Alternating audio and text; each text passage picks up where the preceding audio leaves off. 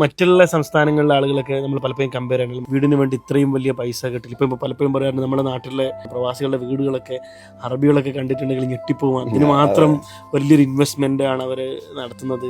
എന്നിട്ടും ആരും താമസിക്കാതെ ഗൾഫിലൊക്കെ സെറ്റിൽ ആയ അല്ലെങ്കിൽ വിദേശ സെറ്റിൽ ഒരുപാട് ആളുകളുണ്ട്. ഇതിലിപ്പോൾ വീട് എന്ന് പറയുമ്പോൾ നമ്മൾ 100% ആളുകളും വീടുണ്ടാക്കുന്ന അങ്ങനെയല്ല.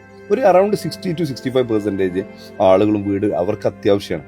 താമസിക്കാൻ ഒരു വീട് എന്നുള്ളത് ആവശ്യമാണ്. ഒരു അറൗണ്ട് 20% ആളുകൾ ഒരു ലക്ഷറി ലൈഫ് സ്റ്റൈൽ അപ്ഗ്രേഡ് ചെയ്ത് ജീവിക്കണം എന്ന് ആഗ്രഹിക്കുന്നതാണ്. ഒരു ബാക്കി ഒരു 10-15% ആളുകൾ ഒരു പോസ്റ്റ് ലൈഫ് കാണിക്കണം ഒരു ഷോപ്പിനും വേണ്ടിയിട്ട്.